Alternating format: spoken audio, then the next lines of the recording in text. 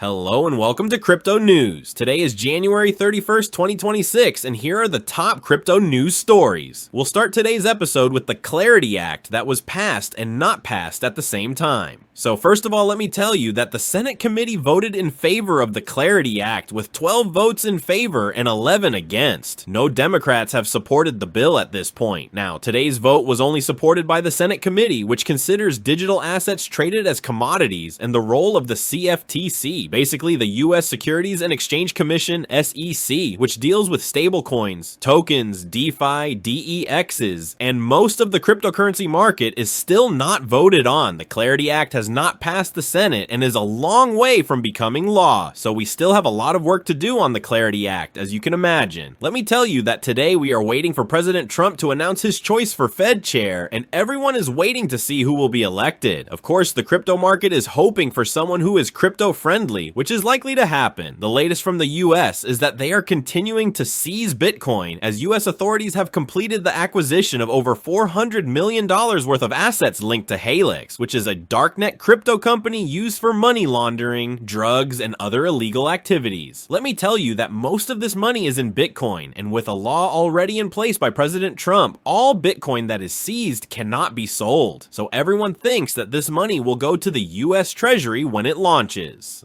Moving on, we're going to another country, and we're going to El Salvador, where we learned that it's buying $50 million worth of gold now that gold is at an all-time high. But that's El Salvador's move. From the countries, we're going to an exchange for today that's going to be a bank, and we're going to Bybit, where Bybit is introducing its MyBank product powered by Bybit. Bybit CEO Ben Joe said that the service will offer users a personal IBAN, allowing them to send and receive money to and from multiple banks in multiple currencies, with support for US dollars at launch. A very nice service. All regulated exchanges are going to look like banks, to be honest, and we can't wait for the service to launch so we can use it.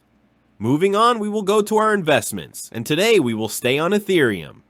First of all, I want to tell you about the revival of the Ethereum DAO. Specifically, some key members of Ethereum, including the founder Mr. Vitalik, are reviving one of the oldest and most symbolic funds of the network, the DAO. More than 70,500 Ethereum pending from the hack of the DAO in 2016 will be unlocked and transferred to an Ethereum security initiative worth about $220 million, where all this money will be invested in making Ethereum more secure from cyber attacks. Let me tell you that the article that I will have in the description talks about what the hack of the Ethereum DAO in 2016 was, which is exactly why the Ethereum community split in two, and thus the Ethereum that we have now and Ethereum Classic were created. So read the article to find out what happened then so that we know the history behind the cryptos we invest in. Now let's move on to the most important news about Ethereum today. We will see how Ethereum is investing more in artificial intelligence, where in the future all exchanges will be done through AI. Let me tell you that Ethereum developers are preparing to launch ERC8004, a new prototype designed to help AI agents find each other and decide who to trust when operating in different systems. This particular prototype has 3 measures that can work on the Ethereum mainnet and all its layer 2s. The first is an identity registry, which assigns each agent a unique identifier on the chain using an ERC721 token. This identifier points to a registry that describes what the agent does, how to reach it, and what protocols it supports. The second is a reputation registry, where clients, human or machine, can submit structured feedback on an agent's performance. The registry stores raw signals on-chain, while allowing for more complex scoring and filtering to be performed off-chain. The third is a validation registry, which allows agents to request independent audits of their work. So these are the first steps for Ethereum to enter the world of artificial intelligence, which will be a very big story in the future. Now moving to our favorite cryptocurrency market, we will see that Bitcoin is at $82,000, with the price reaching up to $81,000, and has remained here where it had fallen on November 21st, 2025. For now, the price seems to be holding, and we wonder if it can rise again in our support. Let me tell you that in the last 24 hours, we have had total liquidations that reached $1.70 billion.